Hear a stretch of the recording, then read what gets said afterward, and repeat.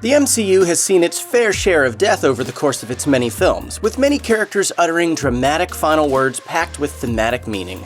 These are the last words of every fallen MCU hero and villain, starting with the most memorable.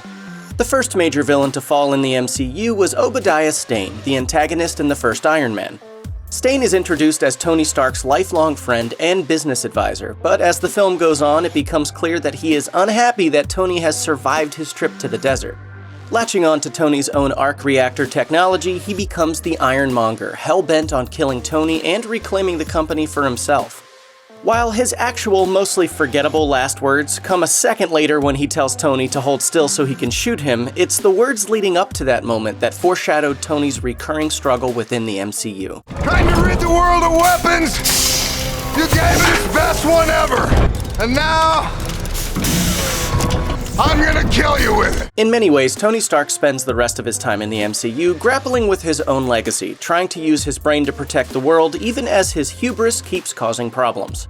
It took 3 Iron Man films before one of the character's most famous comic book villains, the Mandarin, was finally brought to the MCU. Sort of. For much of the film, the Mandarin appears as a terrorist in a series of video messages, which later turn out to be the work of a drug-addled actor hired by the film's real mastermind, vengeful scientist Aldrich Killian. As the film progresses, Tony Stark learns that Killian and his extremist compound are the real threats, and the two clash in a fiery showdown at the end of the movie. Before Killian finally dies, he shouts, "I am the Mandarin!" It's an amusing tease for what's to come, since neither villain of Iron Man 3 is actually the real Mandarin. Marvel revealed in 2019 that the real Mandarin will be making his debut in Shang-Chi and the Legend of the Ten Rings. Groot may only say 3 words throughout most of Guardians of the Galaxy. I'm Groot. I am Groot. I am Groot!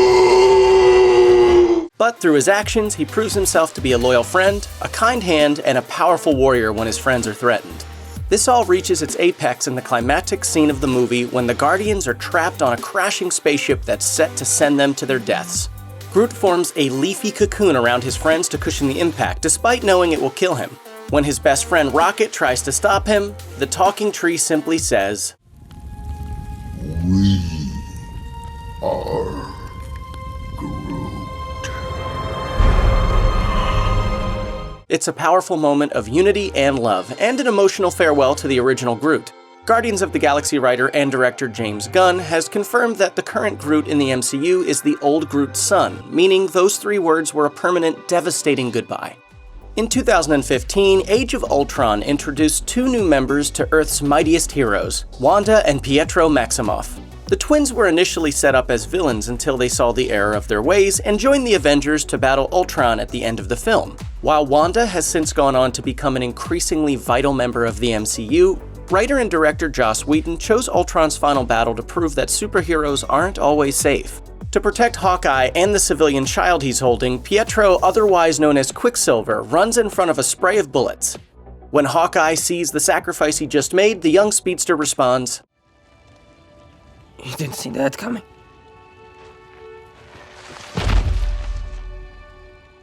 It's both an echo of the character's earlier boastful line and a nod to the audience who really didn't see that coming. Avengers Age of Ultron spends a lot of time focusing on the hubris of superheroes and in particular the hubris of Tony Stark. At the start of Ultron, in his efforts to build, quote, a suit of armor around the world, Tony accidentally creates Ultron, a murderous artificial intelligence that decides the key to saving Earth is actually destroying humanity. After Stark and the rest of the Avengers manage to fight Ultron off, newly created member Vision is left to dispatch the last remaining Ultron bot. After Vision speaks admiringly of humans, Ultron tells him, "You're unbearably naive." Vision acknowledges the truth of Ultron's statement by admitting that he was literally born yesterday before destroying Ultron for good. When Yondu was first introduced in Guardians of the Galaxy, he was depicted as a cruel and domineering figure in Peter's life. By Guardians of the Galaxy Volume 2, though, we learn that Yondu actually saved Peter's life as a child by not delivering him to his real father, Ego, after Yondu learned that Ego was killing all of his children from around the galaxy. Though he spent most of his life hiding it, Yondu loved Peter like a son, and that's something he finally confesses during an act of self-sacrifice in Volume 2. Before Yondu's death, he finally expresses his affection for Peter. I'm sorry I didn't do none of it right. I'm damn lucky you, my boy. Yondu's act of heroism also helped to bring about his own redemption, represented by an honorable Ravager funeral at the end of the film. In finally declaring his love for his adoptive son, Yondu made Guardians of the Galaxy's message of the importance of found family even clearer. Black Panther's Erik Killmonger is Wakandan by birth, but was raised in the United States after the death of his disgraced father. He grew up to become a smart, fierce warrior and saw firsthand the injustices of the world around him. It was those injustices that he sought to remedy by seizing control of Wakanda, intending to use its vast wealth and technology to reshape the world through conquest. This culminates in a showdown between Killmonger and T'Challa, in which the two men are very evenly matched. Despite his grudging respect for his cousin, T'Challa ultimately defeats Killmonger and walks him out to see a Wakandan sunset before he dies. T'Challa even offers to try and heal Killmonger, which is when Erik gives the last in a long line of profound observations. Just bury me in the ocean with my ancestors that jumped from the ships, because they knew death was better than bondage. Odin has a complicated relationship with the MCU and a particularly complicated relationship with his sons Thor and Loki. By the time of Thor Ragnarok, he's been deposed by his son, forced into exile on Earth, and is aware that the daughter he'd hidden away is coming to wipe out his kingdom. Still, in his final scene, Odin shows a lot of wisdom and perspective. Talking to his sons, he makes the vital point that Asgard is not a place, but a people, and that Thor and Loki must do whatever they can to lead them. As he sits on a cliff in Norway, pointing at the ocean, he tells his sons he loves them before saying, Remember this place. Home. With that, Odin fades away, leaving Thor with the burden of his long legacy. In the years since Thor, Loki has been everything from an all-out villain to a redeemed hero. It's been quite a journey, but it all came to an end at the beginning of Avengers: Infinity War, when the God of Mischief's bag of tricks finally ran out. After trying to deploy one of his enchanted blades against Thanos, Loki finds himself with the Mad Titan's hand around his throat. With no more options and no more tricks up his sleeves, Loki has no choice but to dangle helplessly as Thanos strangles him. He does, however, get in one last dig. You will never be. This attempt to bruise Thanos' ego turns out to be ironic, since by the end of Infinity War, Thanos is practically a god thanks to all of those Infinity Stones. Of course, after the events of Avengers Endgame, Marvel tells us there's another version of Loki zipping around the cosmos, but it was still tragic to lose the original trickster who had come so far. Gamora had a rough childhood, to put it mildly. After half the people on her planet were slaughtered by Thanos, the Mad Titan adopted her as his daughter. Then came years of torturous training and ruthless manipulation that she was only able to break when she left Thanos for the Guardians. Sadly, when father and daughter meet again in Avengers: Infinity War, all of her pain comes rushing back. On Vormir, Thanos learns he has to sacrifice something he loves if he's ever to get his hands on the Soul Stone. At first, when Gamora sees tears in Thanos' eyes, she thinks it's because he knows his lack of love has become his downfall. Then she realizes he's weeping for her and protests, No. This isn't love. Thanos apologizes, but still throws his daughter to her death. He gets the Soul Stone, confirming that he did indeed love Gamora in his own abusive and twisted way. Of course, while the original Gamora died, we'll still get to see more of her, since the 2014 Gamora is still alive and well following the events of Avengers Endgame. Though he's an android and she's a human, Vision and Wanda Maximoff still managed to fall in love sometime between Captain America: Civil War and Avengers: Infinity War. The pair bonded thanks to their shared experience as outsiders and their mutual struggle of coming to terms with powers they don't fully understand.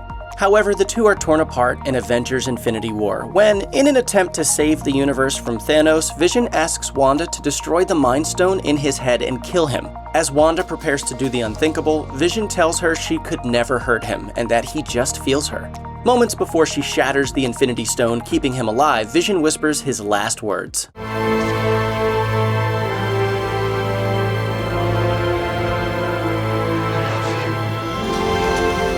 Not only is Vision willing to die, but he is willing to absolve and reassure Wanda as he goes. He doesn't blame her. In fact, he's grateful for her.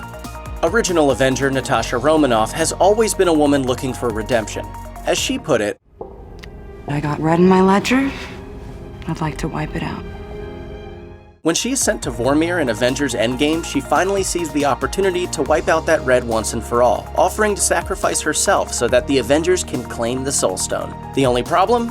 Natasha's best friend Clint Barton also has some sins to atone for, and the two end up battling for who will make the ultimate sacrifice. As Clint makes a last-ditch effort to save Natasha, she asks him to let her go, assuring him, It's okay.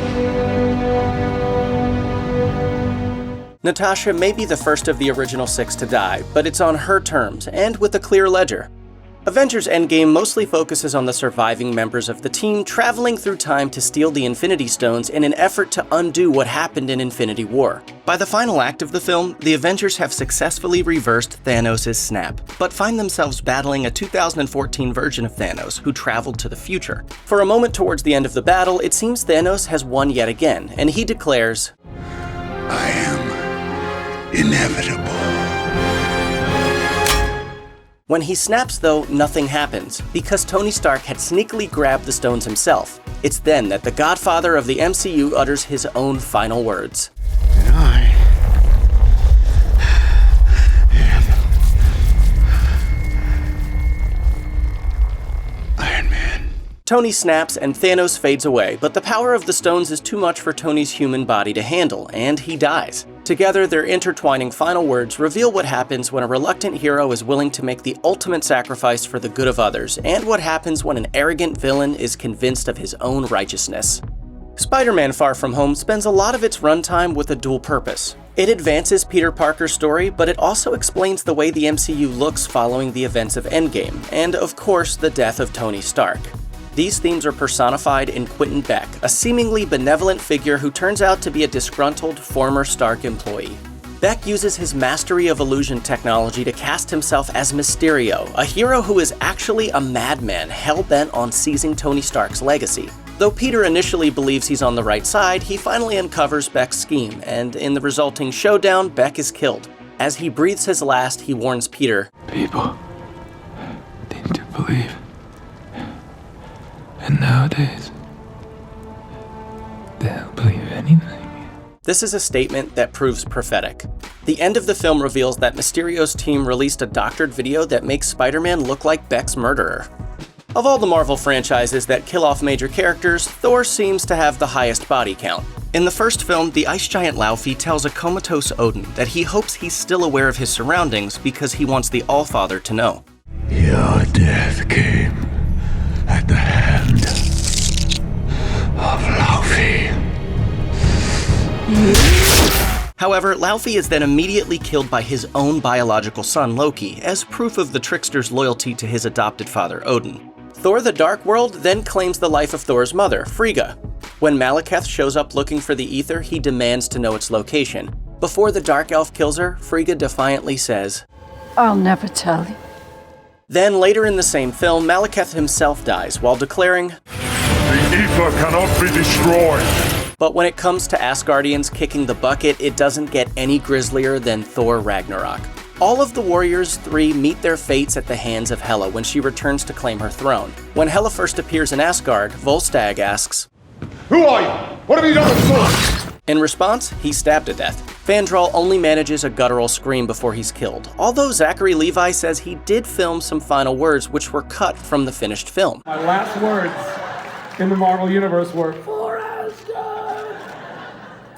Cutting room floor. And finally, Hogun gets the most poetic final words before being impaled, telling Hela, Go back to whatever cave you crept out of, you evil demoness. The deaths don't stop here though. Toward the end of the final battle, Scourge switches sides and sacrifices himself, proclaiming, For Asgard.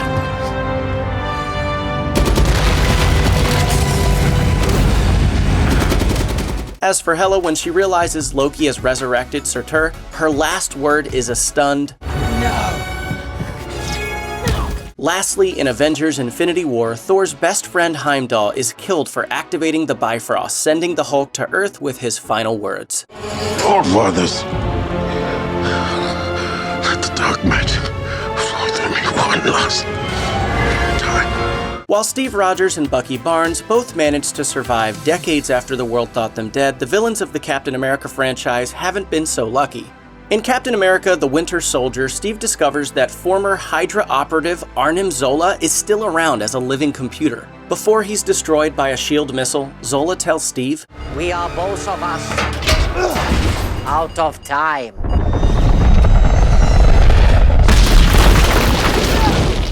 Then there's Alexander Pierce, the World Security Council member who turns out to have been a secret Hydra operative for decades.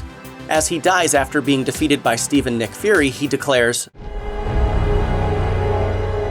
Hail, Hydra. Later in Captain America: Civil War, before the Hydra traitor Brock Rumlow detonates the bomb that kills him, he taunts Steve by bringing up Bucky, telling him that Bucky said, Please tell Rogers, when you gotta go, you gotta go. And you're coming with me.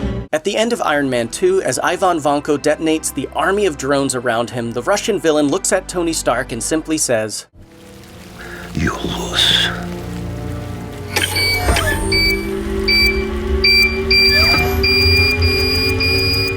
Vanko is wrong, but the incident leaves Tony once again questioning his place as a hero. In Black Panther, secondary villain Ulysses Klaue meets his end at the hands of Erik Killmonger. Just before Klaue dies, Killmonger pulls down his lip and reveals a Wakandan war dog tattoo. At that, the arms smuggler expresses amused surprise, telling Killmonger, I think I saw you as some crazy American. Then there's Darren Cross, the villain from Ant-Man, who put on the Yellow Jacket armor and launched a full-scale attack against Scott Lang in his daughter Cassie's bedroom. Just before his death, Cross turns to Cassie Lang and declares, Sorry, sweetheart. You have to help Daddy pay for his mistakes. This line is a nod to Lang's criminal past, as well as Cassie's own possible superhero future. The MCU is full of cosmic and magical figures, and while more keep joining the mix, some have fallen for good. Ronan the Accuser, the hammer-wielding villain of Guardians of the Galaxy, was killed after facing off against Star-Lord and his friends. Before he died, he expressed shock when Peter Quill and the other Guardians were able to hold an Infinity Stone, crying, Immortal! How? This foreshadowed the revelation in Guardians of the Galaxy Volume 2 that Peter was actually half celestial. His father Ego, the living planet, had passed his power onto him. Ego planned to use that power to take over the universe, but Peter gave up his godlike status, thwarting Ego's plans and leading Ego to warn him, If you kill me, you'll be just like everybody else. Of course, that's what Peter wanted all along. In Doctor Strange, the Ancient One contemplated the imminent arrival of her own death in a rather poetic way, saying she thought she'd be ready, but when the time came, she surprised herself. But look at me, stretching one moment out into 1,000, just so that I can watch the snow. In Captain Marvel, the Kree scientist Mar-Vell nodded to Carol Danvers' heroic destiny before she died. You gotta save him without me. Save who? How? Now, I gotta blow this engine before they find it. What are you doing? This set up both Carol's future with the Skrulls and her own powers, which came from that same engine. Check out one of our newest videos right here. Plus, even more Looper videos about the Marvel Cinematic Universe are coming soon. Subscribe to our YouTube channel and hit the bell so you don't miss a single one.